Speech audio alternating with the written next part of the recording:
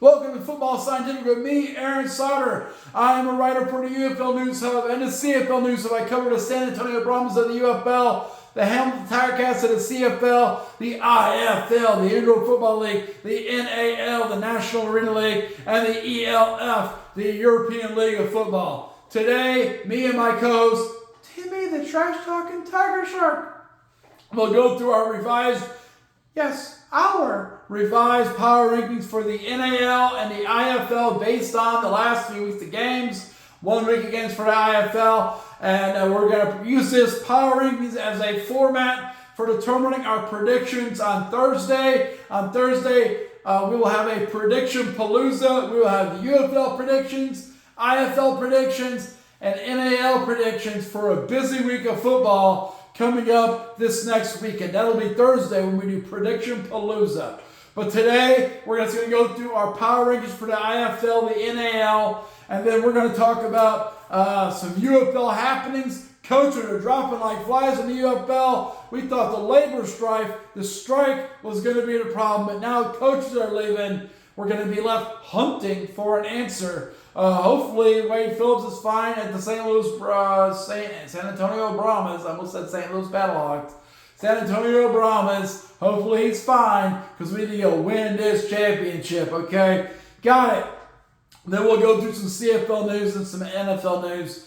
Maybe not in that order. Probably NFL news and then CFL news. So with that in mind, Timmy, let's get started.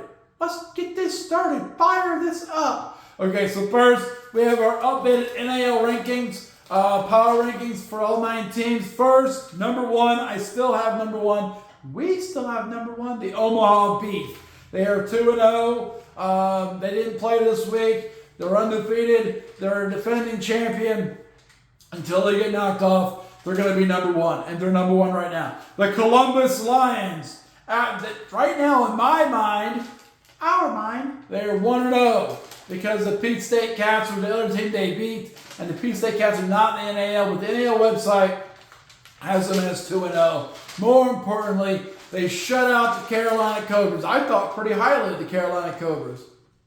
But they beat them 25-0. To get shut out in an arena football league, aka indoor football league, is embarrassing. That's embarrassing. Columbus Lions defense has locked down their offense. They threw the ball around a little bit. They had some crossing routes. They had some go routes. They scored 25 points. It wasn't that impressive, honestly. I'm still not overly impressed with the Columbus Lions. I still think Omaha's the better team in this league and the NAL. But the Columbus Lions have moved to 2. 2? That's crazy. That is crazy. They jumped up from like 5 to 2. Well, they shut out the Carolina Cobras, though. And the Carolina Cobras were like number 3 last week, okay? They were number 2. They were number 2. So basically, Columbus just took their spot. Okay, got it. Number 3 is still the Beaumont Renegades. They've only played 1 game. They beat the Sioux City Bandits. Hopefully we'll see the Beaumont Renegades soon enough. That's one challenge of the NAL. It's hard to get in a flow of picks when it's just a few teams playing this week and a few teams playing this weekend. There hasn't been any like full weeks of games. It's just been 2 or 3 games here and there. So it's hard to get a flow, a feel for it, and get a flow for our predictions. It's getting tough, but we should be able to find some trends here and get some stats and figure it out in the near future. Hopefully this week will be a lot better on predictions. Right, Timmy? Right. We need a lot better predictions. That's right. Got it. Okay. Number 4 is the Sioux City Bandits. They're at 1-1. They beat, the Idaho Horsemen. They lost to the Beaumont Renegades. Where are they at? Well, somewhere in between there. So that's where they're at. Only 72 games. They did move the ball well. They played well against Beaumont. They just didn't play well enough. Beaumont kept scoring, and in the second half, Sioux City started not finishing drives, and that's how they got beat. Otherwise, they'd be 2-0, and I probably have them either at number 2 or number 3. So we'll see how they turn out as they come up the next couple of weeks. Number 5, Carolina Cobras. They got another chance to hit the Columbus Lions this weekend coming up. But right now, they're at number 5. Columbus has knocked them way down, 25-0. If they bring it on, this weekend, then they have a chance to knock themselves back up there. But right now, Columbus Lions 25-0. That's a dominant performance. And that knocks Carolina Cobras, in my mind, out of a playoff spot. Right now, the playoff teams would be Omaha Beef, the Sioux City Bandits, the Columbus Lions and the Beaumont Renegades, and they knocked the Cobras out. Okay, number 6. So Cobras were number 5. They're 1-1. Colorado Spartans are number 6. They're a team I don't have a good feel for. They beat the Wheeling Miners, but the Wheeling Miners don't seem to be very good right now. They lost to the Omaha Beef, but we know the Beef are part of the top 10 in the league. So where's the Colorado Spartans? They're in there somewhere. We're going to find out this week. They play again. We'll see where they fit in. Okay. Number 7 is the Shreveport Rougarou. Rougarou! They got a win against the Wheeling Miners, 20-12. So they beat the Wheeling Miners. So they get the Miners spot. Miners, I had 7. And now I got Shreveport Rougarou. Rougarou! They still got a lot of work to do to get a playoff spot. Or if the Beaumont Renegades fall off the map, or, Carolina Cobras fall off, then they can work in there. But they got a lot of work to do to get a playoff spot still. But they did win the game. Nice job. That's more than what the Wheeling Miners did. They're 0-3 now. 0-3. I watched that game, and it's just boring to watch. Their offense didn't really kick anything in. They threw a couple touchdown passes, but they really couldn't get any stops. The Shreveport Rougarou were in their own way. It's a very messy game. For an indoor football game, 20-12 is a pretty boring game, honestly. The NAL, including the Columbia Lions, shutting out the Carolina Cobras was really kind of a boring week of football. I hope it gets better as we go. I hope teams get better. Hope the offenses pick it up. I mentioned several weeks ago that in arena football, because there's limited preseason games, it takes a little while for the offenses to get fired up. That's not just in the NAL, it's also in the IFL. And I also expect it in the UFL for the same reason. They don't play preseason games, so I expect to take a few weeks to get their offenses popping. So it'll probably be unders for most of these games. And actually, IFL was all unders this week. Number 8, like I said, the Wheeling Miners are number 8. Number 7 is the Shreveport Rougarou. And number 9 is the Idaho Horsemen. I've only seen them in one game, and they couldn't put the ball in the end zone. They do a lot of empty sets, crossing routes, or run with the quarterback in the field, but on the goal line, they really didn't have any way to put the ball in the end zone. You can't get open on a crossing route in the end zone. It's easy to clog things, there's a limited space, so it's easy to clog things up. They didn't have a running back. They could just punch the ball in. I think that's going to be a problem going forward. So right now, Idaho Horsemen are my worst team in the NAL. But we'll find out more this week. I think they play again this week. Boop. Okay. Next, we have the IFL Power Rankings. IFL, let's go. And it's probably the best indoor football league in the country right now. So, number 1, I still have the Arizona Rattlers. We still have the Arizona Rattlers at number 1 until they get knocked off. They are the IFL national champion. They might get beat this week. They play the Tucson Sugar Skulls. I don't think they'll get beat, but they could. I did see, though, that they are getting quarterback Dalton Sneed back. So they're going to have 2 championship-level quarterbacks. They're going to have Dalton Sneed, who won the championship with them last year, and won with the Bay Area Panthers. And they have Drew Powell, who was their longtime quarterback. He went on to AF, the Arena Football League, and he came back. So, because, it's a janky league, he came back. He went there to get paid, then he came back. So they got Drew Powell and Dalton Sneed. I think that's a brutal combination. They should do really well. Last year they had Dalton Sneed and Garrett Kettle, and Sneed was out for the start of the season. It was hard to say why he was out. But they have Drew Powell now. Both those quarterbacks are excellent quarterbacks. It's going to be hard to beat the Arizona Rattlers unless they just come out and play poorly. Last year they started the season super poorly. Okay, they started out 2-3, 0-3. They started real bad. Okay, so if that happens again, they're going to quickly go down the list. But right now, until they get beat, they're number 1. Okay, number 2 is the Jacksonville Sharks. Jacksonville Sharks defense. Intercepted passes, they created stops, they punched the ball in the end zone against the Massachusetts Pirates. Well, that game seemed like it was close, 46 to 26 or whatever. Watching the game, it was not that close. The Jacksonville Sharks had a big lead, like 32-7 in the second half, and then at the end, the Pirates started getting some points, okay? But that game was over. I think they're pretty dominant. They're definitely number 2. Bay Area Panthers, they're a top team in the Western Conference. They won the Western Conference last year, kind of like the Arizona Rattlers. Until I see someone beat them, I'm going to leave them at the top. They're number 3, okay? Number 4, Tulsa Oilers. I think I had them at number 3 last week. Maybe they're a little bit lower. But they definitely came out and they laid the hammer down. They played great defense. They didn't have an explosive offense against San Antonio Gunslingers. But the San Antonio Gunslingers tend to have a big offense. So the fact they shut down their defense, that's a lot of success for the Tulsa Oilers. They're going to be a tough team because of that defense. But they didn't score that many points. Similar to Frisco last year. Last year, the first 6 games of the season, the Frisco Fighters really didn't score that many points. And they kept hitting unders every week. And it feels like the same energy. They're going to get beat by some good teams if they can't score points. If you want to win consistently in indoor football, score 50 points, whole team's under 50 points. These first 4 weeks in which you have like 32 to 24 and stuff like that, that's going to quickly go away. And you're going to see high-scoring games, okay? So Tulsa has a few weeks to get their feet on the ground and figure out how to score some points. Number 5, I have the Vegas Nighthawks. I had them lower, but they have a loaded team. And looking at these other teams, I think the Vegas Nighthawks are at least the 3rd best team in the West, and I think they'll make the playoffs. Unless Jerome Johnson gets hurt. Jerome Johnson gets hurt, it's all, who knows? I don't know what's going to happen then. But he hasn't been hurt yet, and then they play this week. They play this week coming up. We'll do a full preview and predictions on Thursday for these games. Number 6 is the Quad City Steamwheelers. They're 1-0. They had a hard-fought win at home against the Green Bay Blizzard. Okay, so I expected the Blizzard to win that game, but the Blizzard made too many mistakes. Daquan Neal ran the ball, threw the ball, and pushed them over the edge. In the second half, they were losing at halftime, but he pushed them over the second half. That was the best game of the weekend in indoor football. Probably of all football last week. I think it was the only ones with indoor football. There'll be a lot more competition this week.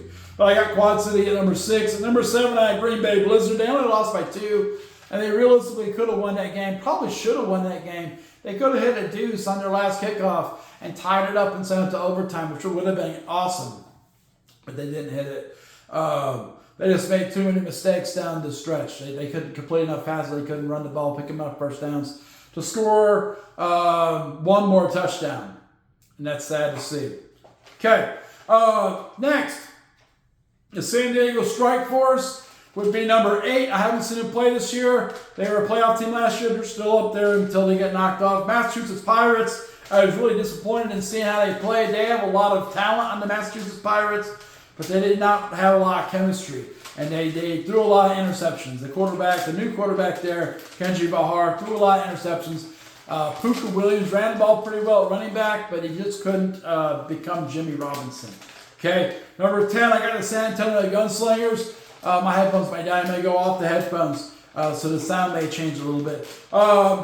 San Antonio Gunslingers, disappointed in them. Very disappointed in San Antonio Gunslingers. It seemed like, last year they had an explosive offense, but Sam Casanova was the quarterback. They didn't have much defense. They seem to play more defense. That's good. They play a lot better defense, but they don't have any offense. They got a little bit, but not enough to win games. I would rather have the ability to score points at will and never stop anyone than have a decent defense and not be able to score points. Now, that may also be the Tulsa Oilers had an awesome defense. We're going to find out as weeks go if it was San Antonio struggling or Tulsa being awesome.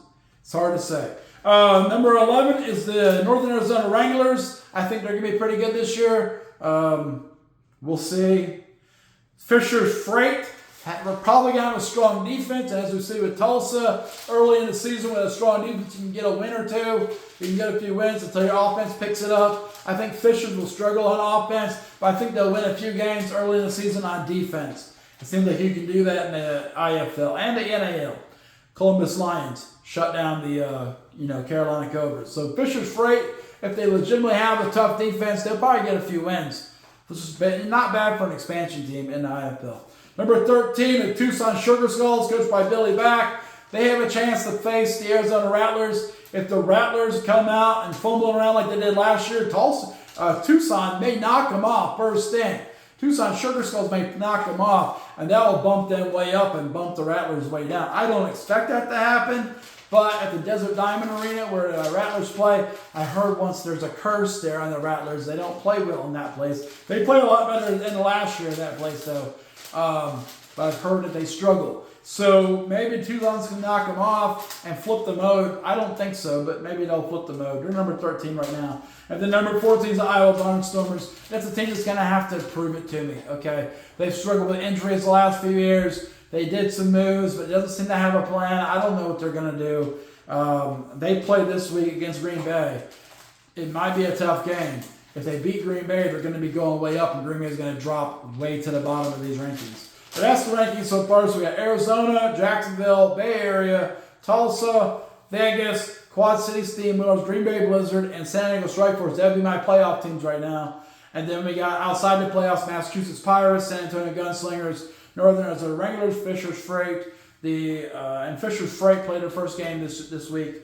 Tucson Sugar Skulls and the Iowa Barnstormers. We'll see what happens this week. Okay, next, UFL business. First, the St. Louis Battlehawks. I've been talking about them having a competition. I went through my fantasy rankings yesterday. They moved our draft because we're waiting for 2 more players to join the league. So we're going to move the draft to later this week. But I mentioned the St. Louis Battlehawks were having a battle for the starting quarterback position. Well, that's not going to get solved. Their coach came out, Anthony Beck came out and said, hey, we're going to start Manny Wilkins in Friday night's game. They play Friday night. They're going to start Manny Wilkins, but they're going to play Max Duggan in there and let them compete. Similar to what the Stallions did last year with Matt Corral and Adrian Martinez. So, I mean, they might do pretty well. They have a pretty good team, and they're playing the Houston Roughnecks, who tend to be not good. They're at the bottom of the power rankings. They might get a win. But not having a quarterback situation does not scream championship contender in my mind, okay? But Stallions won last year, and they didn't have a clear-cut quarterback situation. Memphis Showboats. I mentioned yesterday that the head coach of the DC Defenders, Reggie Barlow, is out of the league. Boop. His OC from back in the day at Virginia State is taking over the team, the interim head coach. Fred Case is still there. Greg Williams is still there, running the show as they play Birmingham this week. It's a brutal game when your head coach has quit. To move on to a different job. But they're not the only team. Memphis Showboats just today. Head coach Ken Wisenhunt, he quit. He quit. Now it says he went on personal leave. He went on personal leave. He's leaving the team. He might come back. Probably not going to come back. He probably saw his team and was like, yikes. This is going to be worse than coaching the Arizona Cardinals. I'm going to be hunting all over for a win. But I'll probably be hunting all over for a whiz. So Ken Wisenhunt is stepping away. His offensive line coach, Jim Turner, is going to take over as the interim head coach. The problem is Ken Wisenhunt was also the offensive coordinator. And Jim Turner has never been an offensive coordinator. So who's going to coordinate the Memphis Showboats offense? No one. It's going to be garbage. They're playing this week. They have a running back. They might run the ball a little bit. But last year, watching the Showboats was really bad. Ken Wisenhunt may have had a plan to solve it, but I don't think so. Because he's like, I'm out, yo. I had a plan, but it's not going to work. So I'm going to leave. He might come back. We'll keep an eye on it and see what happens. Also, Mark Perry at UFL News Hub, my editor, he put out a tweet that said he thinks more UFL coaches are about to bail, and it's all because of the labor situation. Because the players, they wanted to strike and stuff like that. They put the coaches in a weird spot. So no one's saying that's the reason for coaches leaving. Reggie Barlow went to a better job. Ken Wisenhunt saying he's leaving for personal reasons, family stuff. But at the end of the day, it seems like a weird trend. And hopefully other UFL coaches do not leave. Hopefully Wade Phillips does not leave. I'm pretty sure Skip Holtz will not leave. But that's going to put these teams like the DC Defenders who's playing Birmingham in a tough spot. It's also going to put the Memphis Showboats who are trying to turn around their team, it's going to put them in a really tough spot. So that's in the UFL. A little bit of a controversy with moving coaches. 6 days before they play. What? Because they play on Sunday. Memphis does. St. Louis plays on Friday. San Antonio plays on Saturday. Memphis, Birmingham, they're playing on Sunday. I'll go through those on Thursday. All right, NFL movements and signings. Dallas Cowboys are showing some trade interest in New England Patriots quarterback Joe Milton. I mentioned last week, the Patriots are like, Joe Milton, you could trade for him if you want to. We're not saying we want to trade him. We're just saying if you want to, you can trade for him. And Cowboys are like, definitely maybe. Might be a good backup quarterback for us. Dak Prescott's been hurt a lot recently in recent seasons, so maybe they need some insurance there. Cincinnati Bengals and defensive end Trey Hendrickson, they are officially at a standstill in negotiations. It looks like a trade is the only likely outcome that's going to happen, or Trey Hendrickson's going to sit out the season, wasting their salary cap and wasting his potential, which is just a big loss for the Bengals and for Trey Hendrickson. I think they'll end up trading him. They need to get something for him. Otherwise he's going to leave, and they're going to get nothing for him. So they should do something about that. I heard they may draft an edge rusher. But everyone's got to draft their edge rusher nowadays. I don't know. It's getting crazy. Pittsburgh Steelers say they're now aggressively pursuing Aaron Rodgers.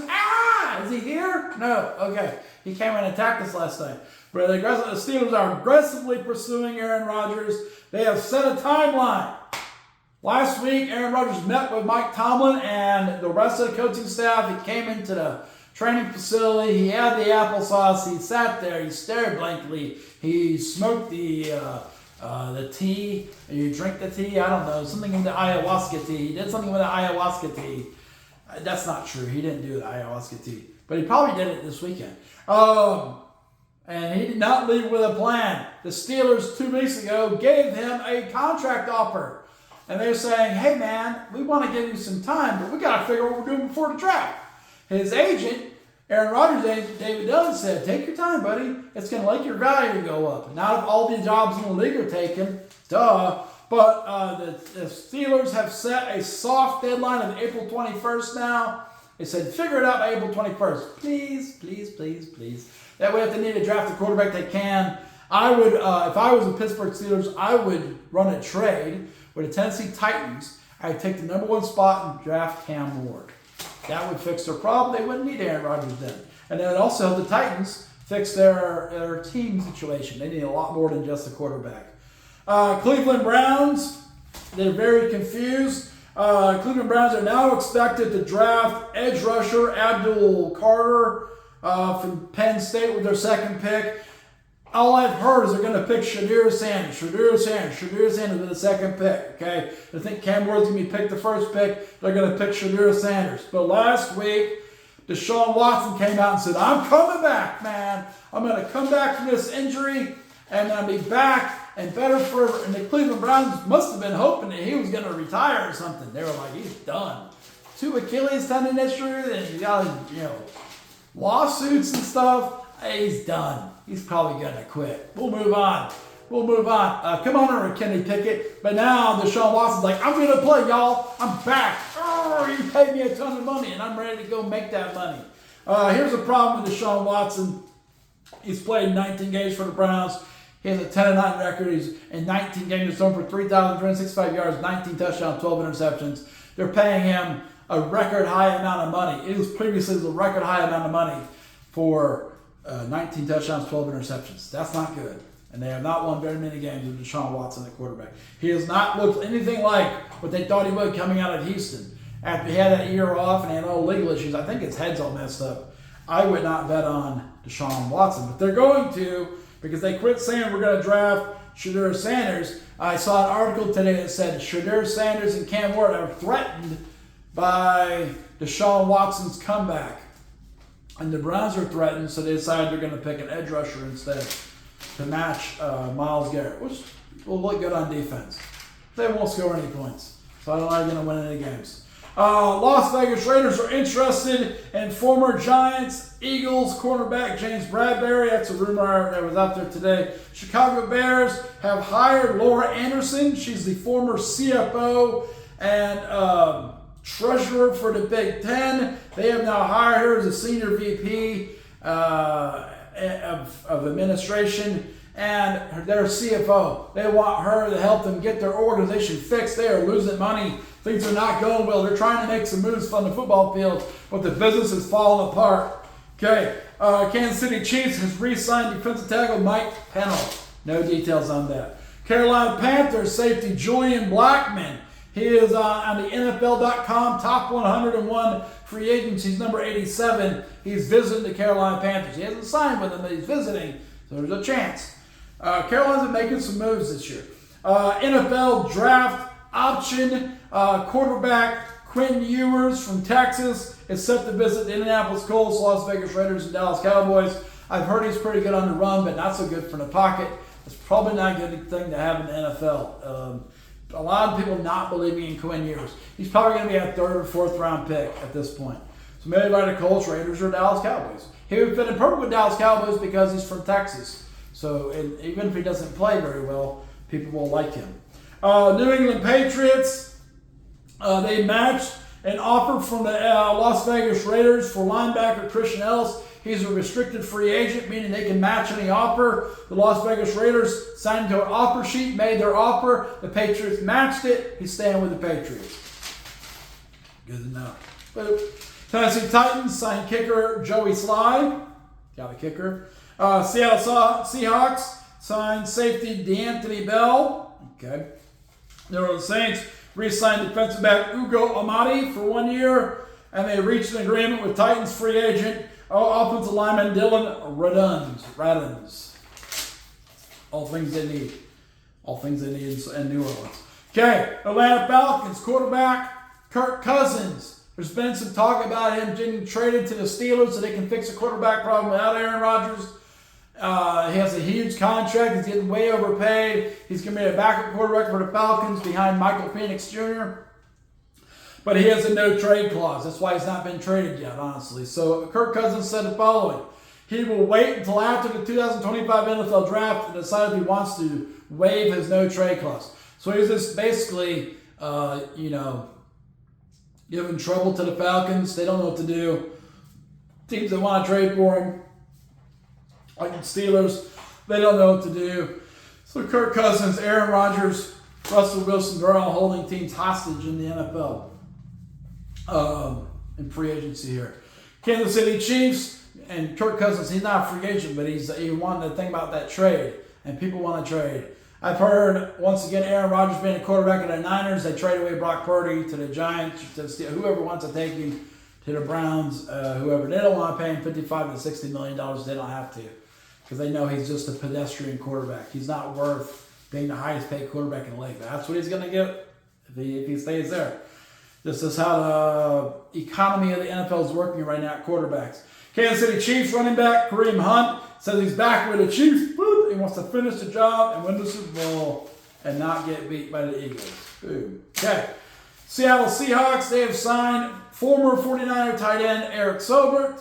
Boom. Wide receiver Stephon Diggs. I mentioned he's being looked at by the New York Jets, the New England Patriots, and the Buffalo Bills to come back. Why has no one signed him so far? Well, it probably is not a Stephon Diggs decision to not be signed. He probably didn't leave New England with no contract because of his call. It's because he, in the last season, he entered the season with an ACL tear. He tore his ACL. 5 months later, he's working out on videos on social media showing that his knee's okay. I don't think that the teams believe his knee's okay. But he's trying to show that he's recovering from the ACL and he wants to get signed. We'll see if that happens. I would not sign him. Buffalo don't do it. Buffalo don't do it. He was a playmaker once, but he had a moody. He was moody. Let him go to the Jets. He'll be moody there. He'll be out soon enough. Arizona Cardinals signed tight end Travis Vokolek to a 1-year deal. Chicago Bears signed defensive back Nick McLeod. Houston Texans signed offensive tackle Trent Brown. Kansas City Chiefs signed offensive guard Mike Caliendo. Not the other guy, not the guy who pretends to be John Madden. That's a different Caliendo. This is Mike Caliendo, plays guard. Raiders signed offensive guard Jordan Meredith. Pittsburgh Steelers signed offensive guard Leslie Smith off waivers from the Patriots. Tennessee Titans have claimed linebacker Curtis Jacobs off waivers from the New England Patriots. Tennessee Titans are picking up some people's trash right now. Boom. at the University of Miami Pro Day. I saw an article on NFL.com that said the Tennessee Titans had the heaviest presence there. They're watching Cam Ward. They're trying to make it seem like they're going to draft Cam Ward. This time of year, it's hard to believe whatever these teams are saying. They're all angling for like trying to get a trade of their picks and stuff. If I was Tennessee, I would trade down. But they're not going to tell anyone that because they want to get a great deal. So they're going to check out Cam Ward and say, we really like Cam Ward. Hoping that someone's going to trade for those picks, I'm pretty sure. They need more than a quarterback there in Tennessee. Okay, LA Chargers signed safety Tony Jefferson. Philadelphia Eagles signed offensive tackle Kendall Lamb to a one-year deal. Kendall Lamb, okay. And the CFL, I saw an article from Justin Dunk today. He's with 3 Down Nation. He used to play quarterback in the CFL. The Saskatchewan Roughriders are going to start defensive back Tavon Campbell at their boundary side cornerback. That's the guy who's got to stop all the go routes. He's got to be your speed guy. He's the first Canadian to start at a boundary cornerback in over a decade. Okay, that's crazy. So Canadian offensive lineman Cooper Hamilton retired from the CFL age 25. He's had enough. And then just off the CFL transactions list, the Edmonton Elks. They signed American defensive back Keelan Kennedy. He went to Garden City College. That's a junior college in Kansas. It's not New Jersey. I used to think it was in New Jersey, but now a player recruited there, and it was in Kansas for sure. Okay, the BC Lions have signed American wide receiver Jawan Manigo. He played for the Arlington Renegades last year. Good returner. He went to Delaware Valley State, which is Division III. Not saying anything bad about Division III, but that's how it goes. Right now, we're going to have Tyler talk about the Bengals situation with Trey Hendrickson. What are they doing? Why are they messing around with us? Just get rid of the guy. Trade him. Get some picks for him. Trade him to Tennessee and get the first pick. Let's make a move. Let's do something. Quit sitting on your hands, Cincinnati. Quit sitting on your hands. I guess I got to quit sitting on their hands. And then last night we got attacked by Aaron Rodgers at the end of the show, and I had Corky talk about it. Is he here? Is he here? I don't see him. I'm super scared of Aaron Rodgers. He's like a ghost or something. He tried to sneak in here and kill us all. You can't say that. You can't say that, Corky. You can't say kill us all. He tried to attack us. Is that better? He tried to attack us. Yeah, that's better. He tried to attack us. Okay. That's cool. Stupid Aaron Rodgers. I hope you sign with someone. Never sign him. Let him go. Let him be a forgotten player. Goodbye, Enigma. You're Enigma. All right. Good job, Quirky. Tyler, Timmy, you got anything to add? I guess we're going to see how our predictions go on Thursday. Hopefully better than last week. Yes, I think tomorrow or Wednesday we're going to talk about the ELF. I got some power rankings together. Not yet. We're going to talk about the divisions. Okay, Tim, we're going to talk about the divisions. There's 4 divisions in the ELF. We're going to talk about those. There seemed to be on some chats today, some interest in the ELF, European League of Football, saying it might be better than the UFL. It's just harder to watch, just because it's harder to get the Game Pass without Euros. But we'll see how it goes. We'll talk about it as we go throughout the week. We're going to start picking up with the ELF talk as they get closer to the season, and we'll have a good time with that. Okay, well, have a good night. Thanks for joining Football Scientific. Check out my articles on the UFL News Hub and the CFL News Hub and on my Substack, Football Scientific. Also, if you like the video, subscribe and like the video and pass along the word to someone else. If you wanted to see me talk about something else, I can talk about offensive scheme and defensive scheme and special teams. You want to talk about something other than just these leagues all the time, let me know. But right now, I'm just trying to hit the key points and not bore people too much and not bore myself too much, you know. There's a lot of people talk about X's and O's all the time. I don't know what their background is, but they have fancy videos, and that's cool. But I don't have fancy videos. I just have good logic and good content and funny animals like Timmy, yes, and like Corky the crocodile, yes. And then we have Tyler the tiger. Have a good night. Thanks for joining us. Subscribe and like the video. Bye.